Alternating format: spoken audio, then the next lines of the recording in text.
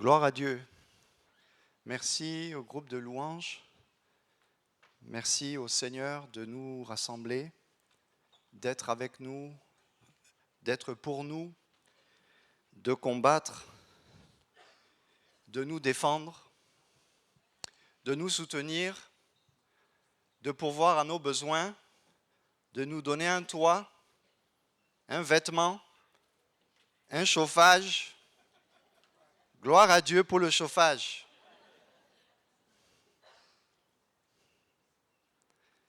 Je connais un vieux missionnaire qui était au Congo et au Gabon, en Afrique centrale. Il a fait plus de 30 ans là-bas, au niveau de l'équateur, là où il y a non pas 100% d'hygrométrie, mais plus que 100%. Et il dit, je bénis l'homme qui a créé la climatisation. Je bénis Dieu pour le chauffage spirituel de la parole de Dieu. Parce qu'on pourrait rencontrer Jésus, devenir chrétien, fréquenter l'église, mais s'il n'y avait pas le feu de la parole qui vient brûler en nous, comme le don parlait tout à l'heure, brûler, effacer nos fautes, la parole qui nous purifie, la parole qui nous rend libres. Si nous n'avions pas cette parole-là, comment on allait faire? On serait devant un Dieu sans relation. La différence avec le christianisme, c'est que non seulement Dieu nous sauve, mais Dieu établit une relation avec sa parole. Sans parole, c'est zéro. Sans parole de Dieu, sans écriture, toute écriture est inspirée de Dieu, utile pour nous fortifier, faire de nous des hommes, des femmes de Dieu, non pas des enfants de Dieu, parce que nous sommes les enfants de Dieu, hein. C'est juste que nous avons tourné le dos. Ici à Valence, il y a beaucoup d'enfants de Dieu, c'est-à-dire ceux qui ont été créés à l'image de Dieu, mais qui ne connaissent pas Jésus-Christ. Et ils ont besoin de devenir vraiment des disciples, ancrés dans sa parole, nourris par sa parole. C'est cette parole qui nous transforme. Nous avons encore beaucoup de progrès à faire, mais Dieu nous aide. Cette parole grandit en nous, elle chemine en nous, elle t'a touché, elle t'a attiré, elle t'a agrippé, elle est en train d'attirer vers le Père de lumière en qui il n'y a aucune ombre de variation. La parole t'amène au Père. Et ce matin, nous souhaitons, c'est notre prière, que cette parole que nous étudions, nous écoutons l'enseignement de Jésus. L'enseignement de Jésus. Nous avons besoin de l'enseignement de Jésus. La parole qui éclaire nos pas, qui nous donne la vie d'en haut, sur cette terre. C'est possible. Alléluia. Alors ce matin, je voudrais vous parler d'un thème. Au tout début de ma conversion, j'avais découvert une petite collection qui s'adressait aux jeunes gens et aux jeunes chrétiens. Et dans ce petit livre, la thématique, c'était les 5 villages de Jésus. Alors, bien sûr, depuis toutes ces années, j'ai eu l'occasion de lire, de relire, et le dépôt de la prédication, l'idée de cette prédication vient de ce petit livre qui, comme on dit, ne paye pas de mine, mais qui nourrit vraiment, qui nourrit. Et ce livre, depuis toutes ces années, comme tant d'autres livres édifiants, nous pousse à réfléchir sur la vie de Jésus et les lieux qu'il a fréquentés. Vous savez, il y a plusieurs leçons à tirer de ce que l'Écriture nous dit sur les lieux que Jésus a fréquentés. Il n'y a rien dans l'Écriture qui ne soit mis, aucune virgule, aucun accent, aucune lettre de l'Écriture, aucun mot qui soit là par hasard, sans nous donner un sens pour notre vie, jusque dans l'éternité. Oui, une petite lettre, un petit alpha, un petit oméga, ça te pousse vers la vie en Dieu. Alors nous écoutons ces Écritures. Alors Jésus a vécu dans une région qui s'appelait Palestine du temps des Romains. Et il faisait partie du peuple juif et était un descendant de la tribu de Juda. Vous savez que Israël était composé de 12 tribus, les 12 fils de Jacob. Et lui faisait partie de la tribu, le groupe ethnique de Juda. Et l'espace géographique dans lequel il a vécu est relativement renseigné par la Bible, par le Nouveau Testament. Nous connaissons les lieux que Jésus a fréquentés. Et ce n'est pas un hasard. Et nous voulons mettre nos yeux sur ces lieux, comprendre qu'est-ce que Jésus a fait et quelle est la leçon que nous devons en tirer pour notre vie spirituelle, les bénéfices. Et il s'est particulièrement manifesté dans certains lieux qui sont, en fait, nous appelons ça des villages. Des villages qui ne retenaient pas forcément l'attention. Souvent, c'était des lieux méprisés, voire inconnus du monde. Et les Romains, les maîtres politiques, les leaders du Google de l'époque, ceux qui influencent, ceux qui donnent les tendances, n'étaient pas du tout intéressés par ces villages où Jésus est allé. J'aimerais te dire, première leçon, mon frère, ma sœur, le monde ne s'intéresse pas à toi, si ce n'est que pour prendre ton argent et puis te salir. Mais j'aimerais te dire que tu n'es pas connu, tu n'es peut-être pas voulu, mais Jésus s'intéresse à toi. Jésus vient chez toi. Jésus connaît l'endroit inconnu où toi tu es aujourd'hui. Et il s'intéresse et il vient. Et ce n'est pas une affaire de renommée. Dieu ne s'intéresse pas à la renommée des personnes. Quand il décide de venir dans une maison, il vient dans une maison. Quand il veut venir dans un village, même au nom imprononçable et à l'endroit inaccessible, ton cœur, il est capable d'y entrer. Alléluia. D'y venir. Des fois, on dit, ah, moi j'habite à tel endroit. Où quoi? Où? Il dit, non, ça c'est un endroit où je ne peux jamais aller. Non, mais il faut habiter les lieux chics. Il faut habiter les lieux où on connaît. Il faut habiter la rue commerçante, les lieux politiques, les endroits. Vous voyez ça c'est un discours. Quand je vois la révélation de Jésus dans le Nouveau Testament, je ne vois pas ça. Les Romains, donc, méprisaient ces lieux. Pourquoi? Parce qu'en plus, ces contrées d'Israël, auxquelles le Messie appartenait, étaient ingouvernables. Et Israël, pour ce grand empire merveilleux, extraordinaire, qui se déifiait, Israël est un poison, une épine dans le pied du pouvoir romain. Tous ces petits endroits méprisants là, les Romains n'en voulaient pas. Il fallait écraser la rébellion. Et j'aimerais vous dire qu'après après la mort et la résurrection de Jésus, c'est ce qui va se passer. À Jérusalem, il ne restera même rien. Donc imaginez les villages. Si à Jérusalem, il ne reste rien. Le désintérêt, le mépris de certains lieux est partagé même par certains juifs, comme nous le décrivent les évangiles de Matthieu, de Marc, de Luc et de Jean. Et donc, c'est dans ces lieux que Jésus, ces lieux méprisés, Jésus, Dieu, le Fils de Dieu, a choisi de se manifester. Quand je regarde nos vies, chacun peut sortir son pédigré, son CV, tout ce que tu peux dire dans ton CV, là, quand Dieu regarde ça, il peut dire, mais ça devant moi, ça ne tient pas. Quand je mets dans la balance, et je me mets dans la balance de Dieu, comment dire, même si j'appuie là, ça ne va pas descendre. Nos vies, qu'est-ce que nos vies? Nos vies sont un souffle. Nos lieux où nous habitons, ils sont là, demain ils ne sont plus là. Encore récemment, en pays gourmandier, donc entre le Togo, le Burkina, certains militaires sont arrivés, ils ont rasé les villages, ils ont tué les hommes qui étaient là, en train de tisser, en train de travailler. Ils ont tué ces gens.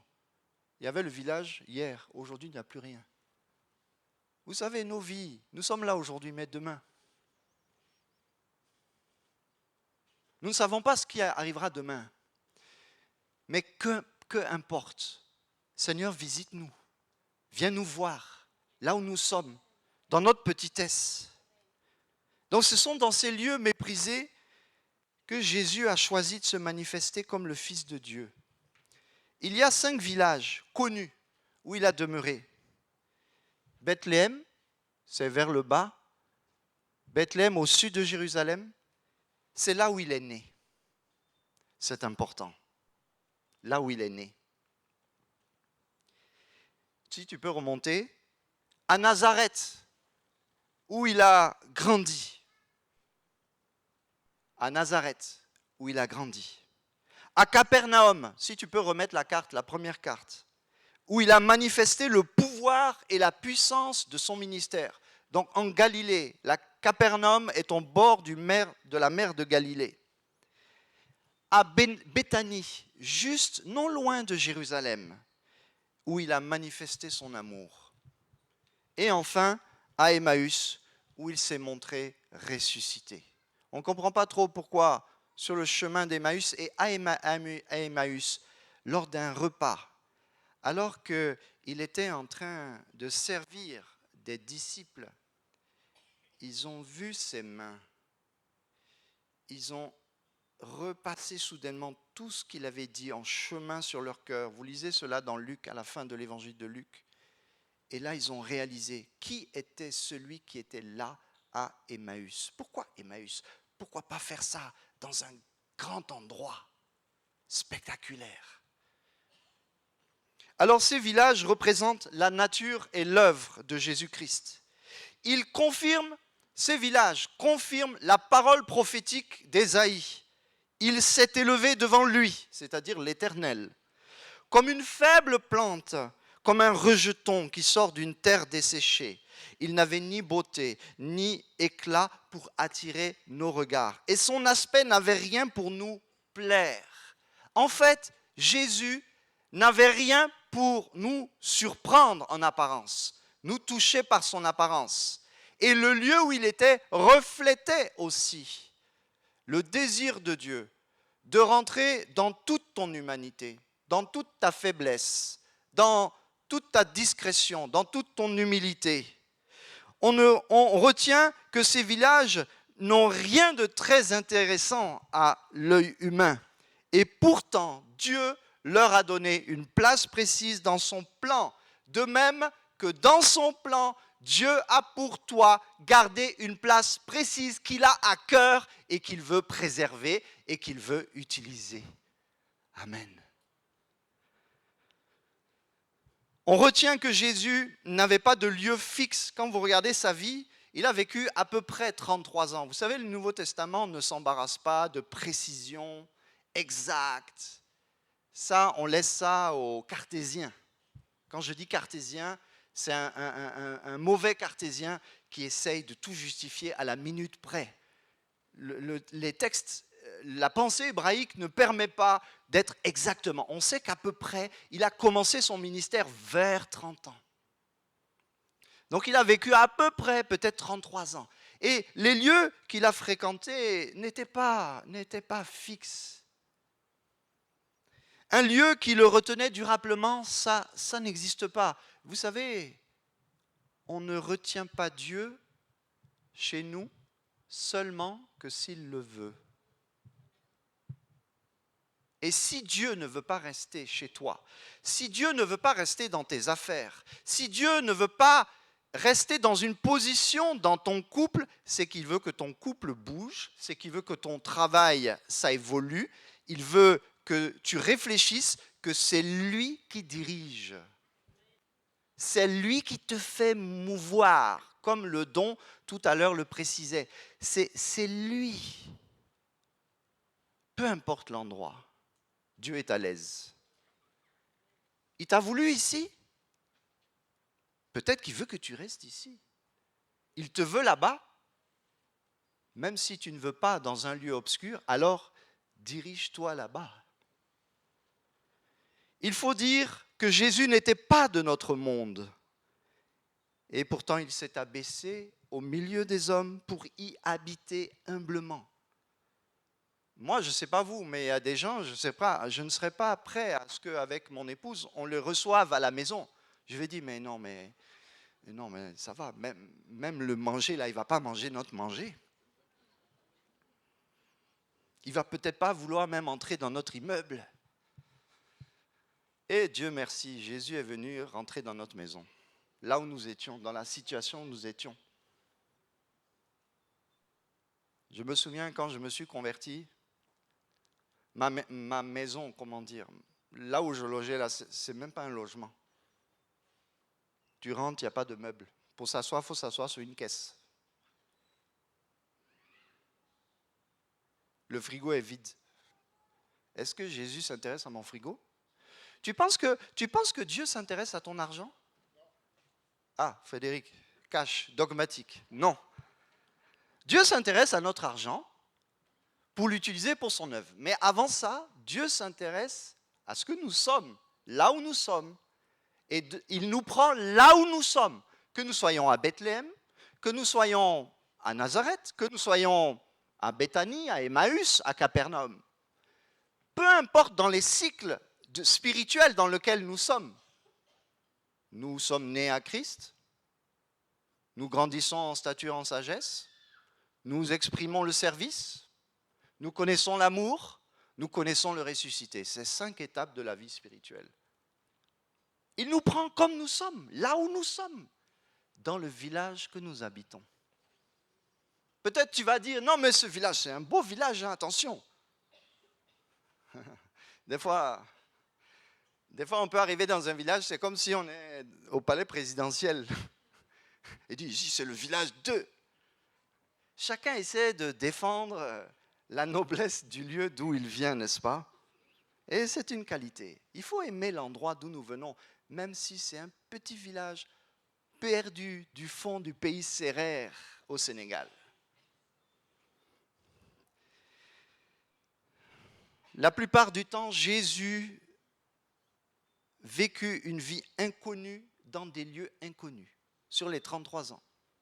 Nous nous focalisons sur son ministère, mais non, ce n'est pas comme ça.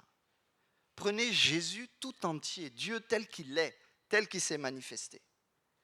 J'aimerais te dire que fréquenter un lieu inconnu, ça, aujourd'hui, dans la tendance de notre monde, ça fait souffrir. Parce que la tendance, c'est d'être connu. Et donc, si tu n'es pas connu, ça te fait souffrir. Et moi, je comprends ça. Vous savez, quand vous rentrez dans un endroit et que personne ne vous salue, ça fait mal. Et tu dis, mais c'est quel village ici? C'est quoi ce village où les gens ne savent même pas dire bonjour? J'espère que dans ton village, on a appris à dire bonjour. Parce que ça commence comme ça avec Dieu. Jésus a été à Bethléem. Est-ce qu'on lui a dit bonjour? Il a été à Nazareth. De quelle façon on lui a dit bonjour? Réfléchissez à chaque village. Comment Jésus a été traité dans chaque lieu? Donc on reprend. Bethléem, il est né. Nazareth, il a grandi en stature et en sagesse. À Capernaum, il a manifesté son pouvoir et la puissance de son enseignement.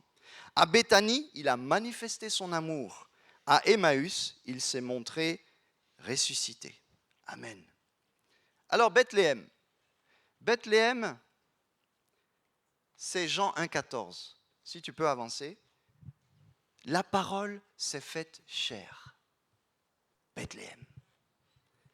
Philippiens 2, 6, 8 dit, « Lui qui est de condition divine, il n'a pas regardé son égalité avec Dieu comme un butin à préserver, mais il s'est dépouillé lui-même en prenant une condition de serviteur, le mot c'est esclave, en devenant semblable aux êtres humains, reconnu comme un simple homme. » À Bethléem, Jésus est comme un simple homme. Il s'est humilié lui-même. À Bethléem, il y a humiliation.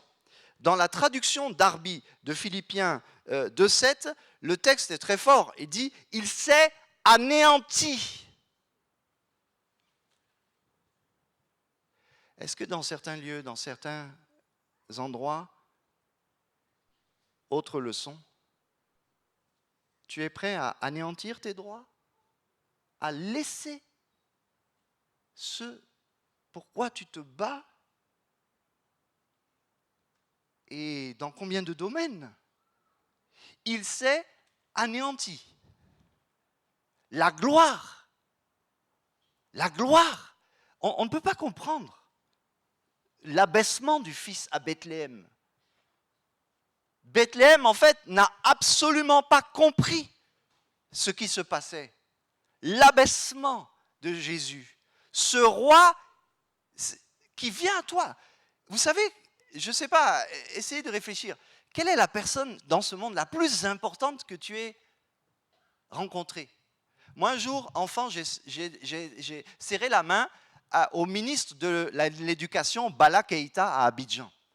J'ai une photo même. D'ailleurs, je devrais l'encadrer. Je suis là, j'ai 10, 11 ans, et je souris bêtement. Et parce qu'on était en rang, et Bala Keïta, le ministre, était venu dans notre école saluer les enfants. Et puis, je suis là comme ça. C'est le ministre de l'Éducation, c'est peut-être de toute ta vie la personne la plus importante que tu as croisée. Un ministre. Aujourd'hui, là, si je veux voir le ministre de l'Éducation en France, ça, c'est un problème.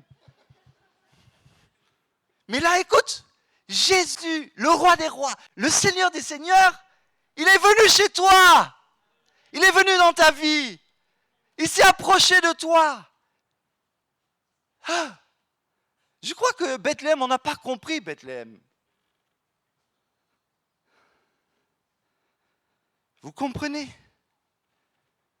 que si Dieu, le Seigneur des seigneurs, l'Éternel, Dieu de la terre et de tout, Dieu, on parle de Dieu, en parlant de Jésus, on parle de Dieu, venez à nous tel qu'il est en réalité, tel que Dieu est. Parce que nous prions Dieu, mais par Jésus-Christ.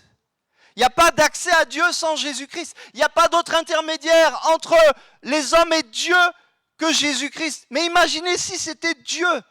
La Bible dit que Dieu est un feu dévorant. La Bible dit que cette parole est comme un marteau. Si Dieu venait avec toute sa parole, il nous écraserait. Ce Dieu, sa colère, elle est effrayante, frères et sœurs. Lisez les psaumes. Sa colère est terrible. Rien ne peut contenir Dieu. Il a créé les mondes, il a créé les océans, il a créé le jour, la nuit. Imaginez si Dieu venait avec la nuit qu'il a créée, mais tu sombrerais dans une apocalypse de terreur. Si Dieu venait tel qu'il est, oh Bethléem, si tu savais, Valence, si tu savais, qui est Dieu? L'Éternel, rien ne peut le contenir, rien. Et là, à Bethléem, c'est un enfant, un bébé, dans une mangeoire qui le contient. Mais Dieu, on ne peut pas le contenir. Les flots des grandes eaux, la mer ne peuvent le contenir. L'Éternel est puissant plus que les voies des grandes eaux et les flots puissants de la mer. Psaume 93, verset 4. Ce Dieu, s'il fallait nous l'accueillir tel qu'il est, la Bible dit, il est le Dieu des vengeances. Le Dieu des vengeances. Il poursuit ses ennemis avec sa tempête.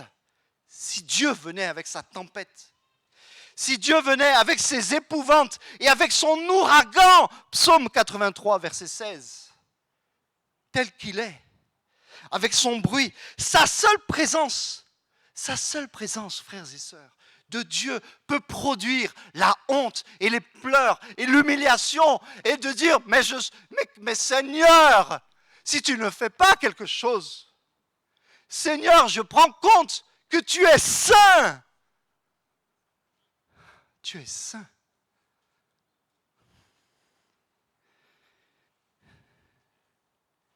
Il met à genoux la plus grande puissance de son temps.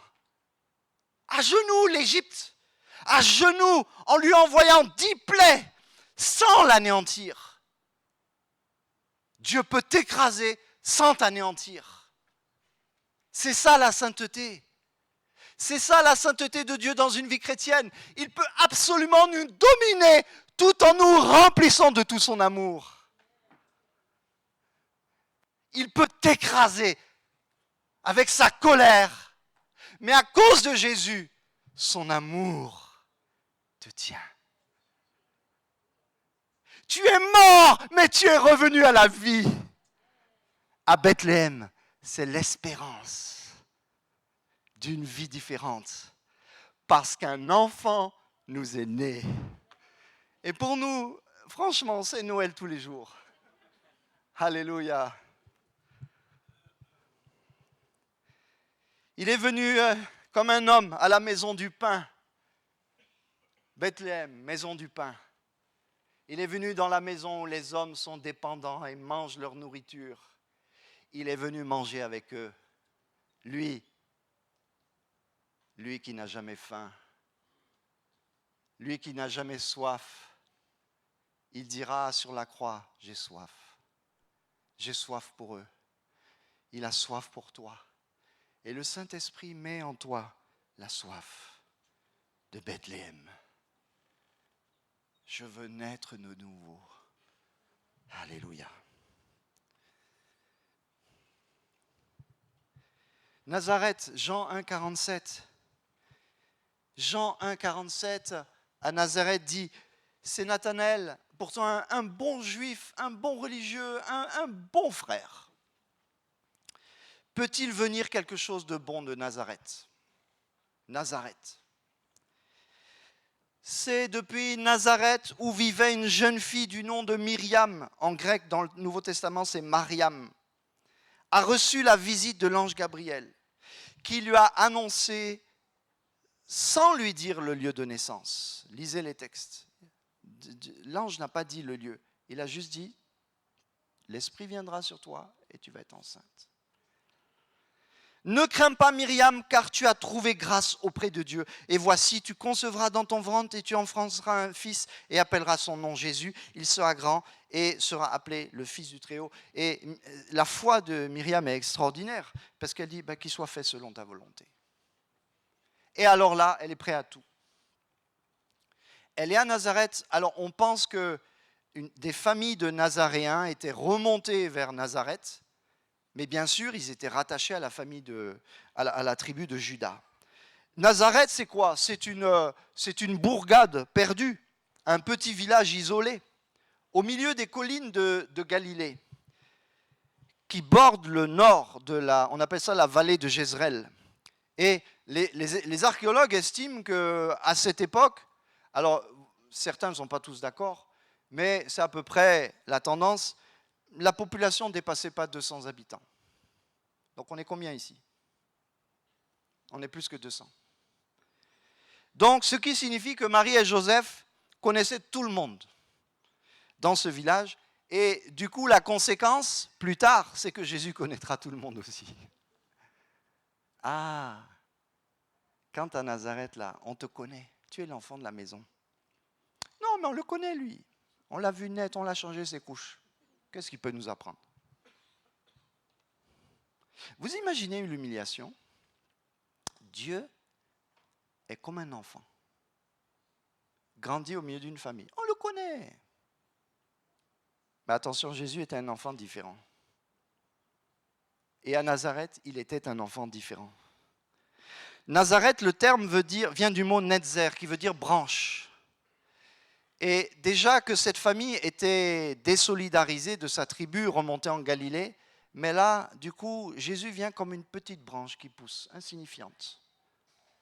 Vous savez, même une petite branche qui est là, on dit non, c'est même pas la peine de la couper, il faut la laisser. On oublie. Des fois, tu te sens oublié sur la branche. Tu portes ni de fruits, tu es une petite branche. Le tronc continue sa croissance. Puis toi, tu es là, tu es invisible. Jésus va être invisible. Qui peut aller à Nazareth dans les collines là-bas? Allez, dites-moi en Ardèche le nom d'un village où tu dis, je ne vais pas aller là-bas, c'est pas possible. S'il vous plaît, les Ardéchois, dites-moi. Un nom de village, s'il vous plaît, mais bien Ardéchois, bien là. Donnez-moi, allez, donnez des noms. Champy, rien que le nom, moi, je vois un champignon qui passe en une nuit, un jour, une nuit, Champy. Jésus était à Nazareth. Il a grandi à Nazareth. Tu dis, je suis invisible. Mais tu es invisible, mais peut-être que c'est bon d'être invisible. Parce que quand on est invisible, Dieu peut travailler plus puissamment en nous, si on comprend ce qu'il est en train de faire. Parce que viendra un moment où les choses paraîtront. Netzer, le Nazaréen, il fallait que les prophéties s'accomplissent. Il fallait que la branche, le germe, le rejeton, que le prophète Ésaïe avait annoncé, soit bien là et croisse. Il faut du temps, vous savez. Dans l'œuvre de Dieu, il faut du temps. Dans un village, on a le temps.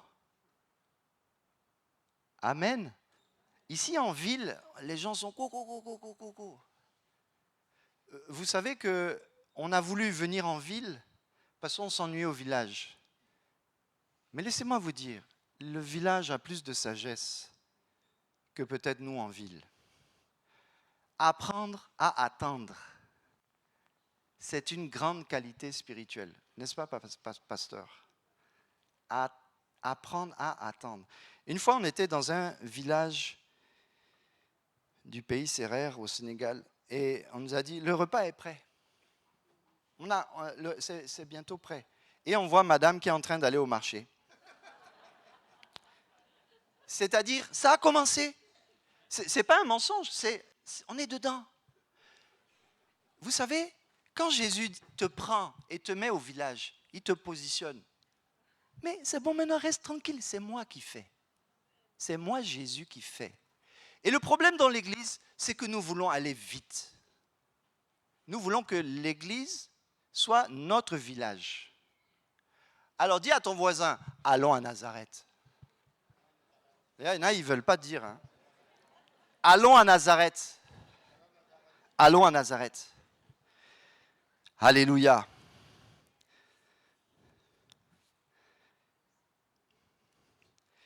Les habitants de Nazareth vont goûter l'effet de sa parole au moment où Jésus va paraître et commencer son ministère. Alors on va en parler, il va aller à Capernaum s'établir, mais il vient à Nazareth. C'était un peu... Il avait quitté Nazareth parce que ça ne démarrait pas, comme on dit.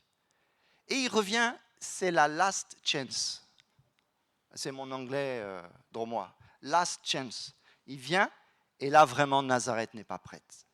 Nazareth. Non, mais lui c'est le fils de Joseph, de Marie. C'est le frère. Il a ses sœurs ici, on les connaît, on les a mariées.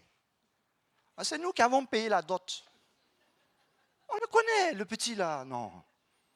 On le connaît. Vous savez, à force de dire nous connaissons Dieu là, on ne connaît plus rien. À Nazareth, on assiste à un étonnement insensé. Insensé. On est étonné, mais ça ne va pas plus loin. Je prie qu'aujourd'hui, en France, les gens soient étonnés, mais qu'ils fassent le pas aussi, qu'ils s'engagent. Vous savez, l'étonnement, ça ne nourrit pas le ventre. Hein.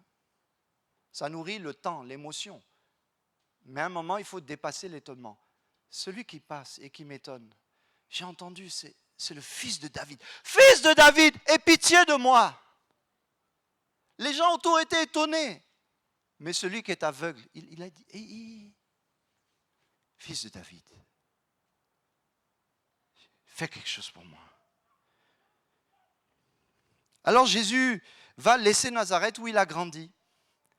Donc vers ses 30 ans, il va quitter. Et si on peut remettre, s'il vous plaît, la première photo avec les villes, les villages. Et il s'établit dans ce village de Naoum, Capernaum. Donc c'est vraiment au nord du lac de Galilée. Matthieu 4, 13 nous dit, « Et ayant quitté Nazareth, il vint demeurer à Capernaum, ville proche de la mer. Ainsi, la prophétie s'accomplit. Le peuple de Zabulon et de Nephtali, donc ce sont les deux tribus qui sont à cheval installées historiquement, Zabulon, la tribu de Zabulon, la tribu de Nephtali, dans cette partie nord de la mer de Galilée. Et les prophéties disaient, le peuple de Zabulon et de Nephtali, de la contrée voisine de la mer, du pays au-delà du Jourdain, et de la Galilée des gentils, c'est-à-dire des nations autres que juives, ce peuple assis dans les ténèbres a vu une grande lumière. Donc en fait, quand Jésus est venu, là, donc il a quitté à gauche les montagnes perdues de Nazareth, et il est venu vers Nephtali et Zabulon, et là, la Bible nous dit, selon les prophéties qui s'accomplissaient, ça y est, la lumière brille. C'est-à-dire que Jésus va commencer à manifester son ministère. Vous savez, il y a un temps pour Nazareth, c'est-à-dire Dieu est là dans ta vie. Tu ne sais pas, dans nos expériences de conversion, des fois Dieu était là, mais... Et puis à un moment, il a apparu. Et on a été étonné et on a compris. Et on s'est engagé et on a aimé. Jésus fait de Capernaum sa base. Hein? Et donc, cette grande lumière, elle va vers ceux qui étaient assis dans la région et l'ombre de la mort. La lumière s'est levée. Matthieu 4, 14, 16. Donc, Jésus a quitté Nazareth pour prêcher la repentance.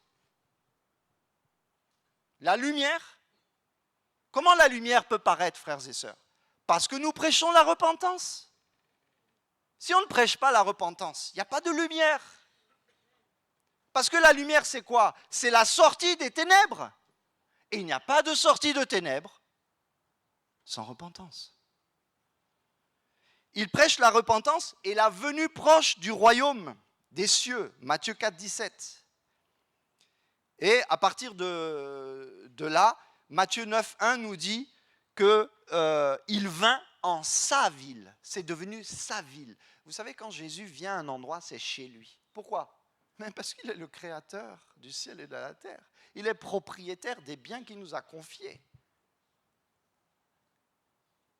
Est-ce qu'on peut déclarer que Valence est à Dieu, à Jésus, et que nos villes, nos villages sont à Jésus, que c'est à lui, et que quand un missionnaire s'établit dans ces villages de la Drôme, de l'Ardèche, quand je dis missionnaire, c'est envoyé par le Saint-Esprit, conduit par Dieu pour être là, et il vint dans sa ville. Ça veut dire que les missionnaires doivent apprendre à aimer cette ville. Jésus a aimé Capernaum.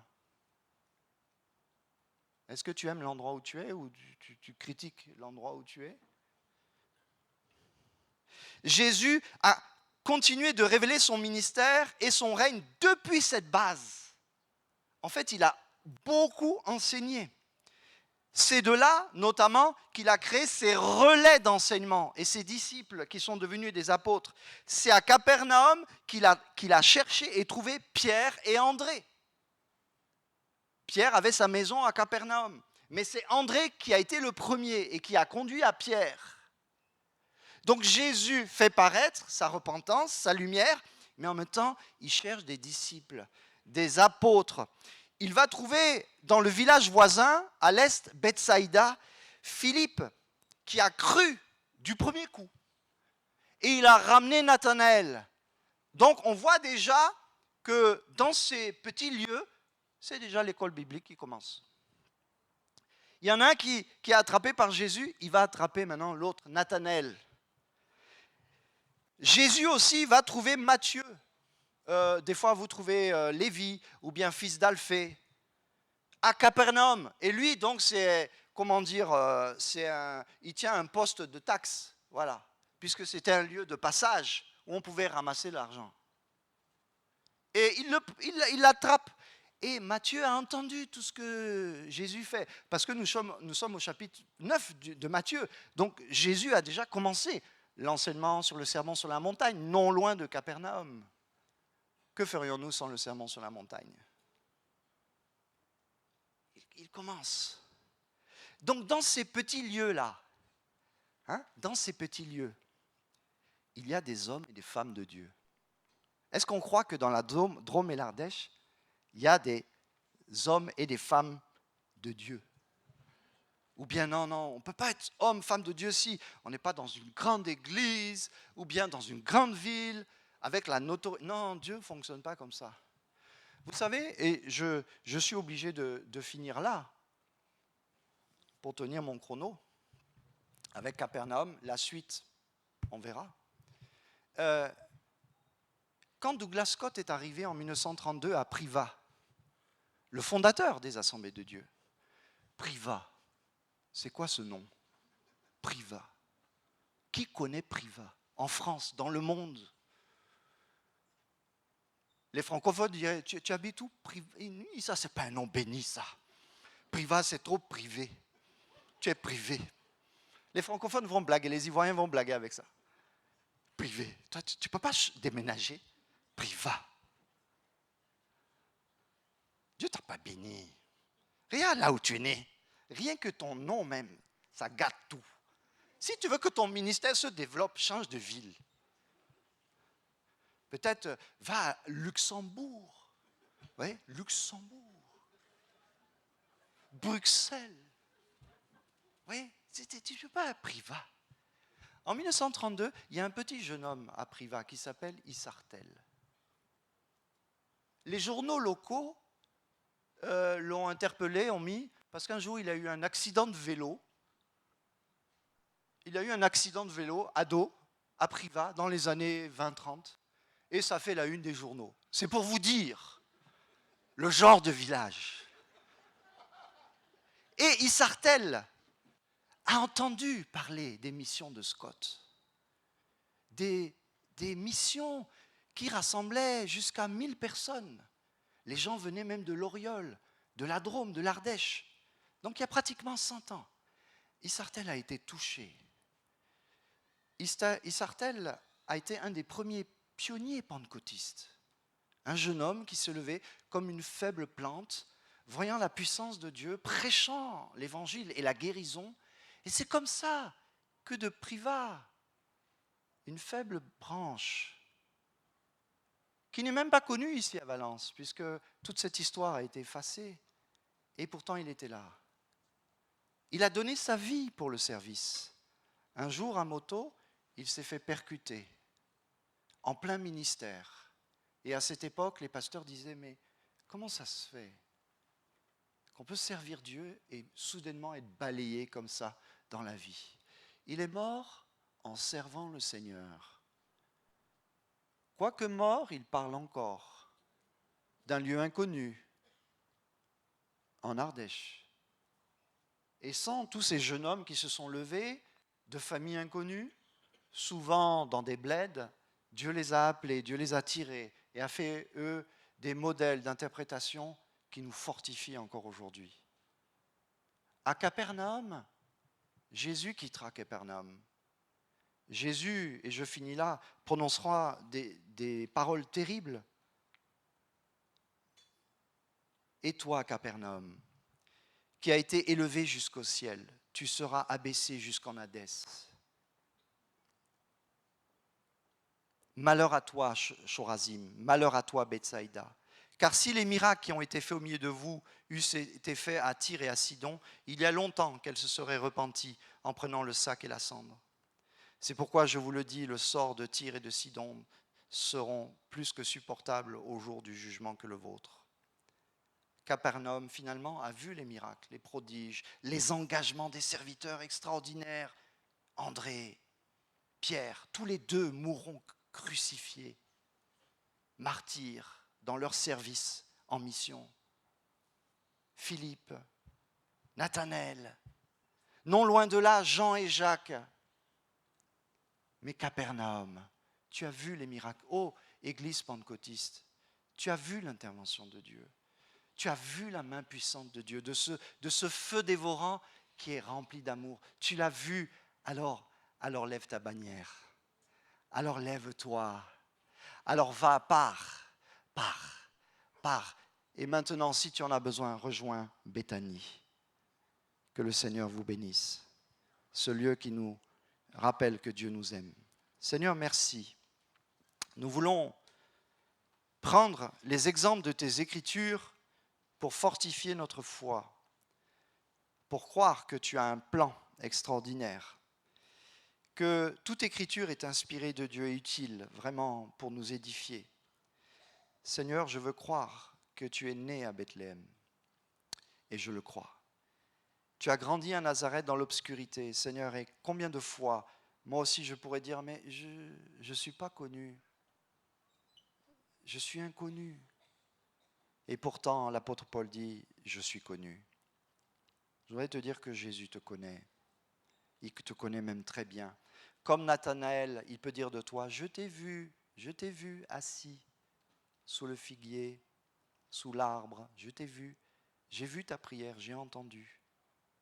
Ce n'est pas parce que tu habites un lieu perdu que je ne t'ai pas vu. Ce n'est pas parce que ta situation est comme perdue que je ne t'ai pas vu. Je montre ma puissance, mais ce n'est pas ça le plus important. Le plus important, ce n'est pas de rester dans l'étonnement de cette puissance, mais d'embrasser le Fils de Dieu, celui qui est né à Bethléem. Alors comprends qu'à Nazareth, c'est une école pour toi. Alors comprends qu'il y a un Béthanie, il y a un lieu où on t'aime, il y a un lieu où on te reçoit. Sois béni, de la voix d'en haut, sois béni. Au nom de Jésus, Église de Jésus-Christ, sois béni. Amen. Amen. Le Seigneur vous bénisse.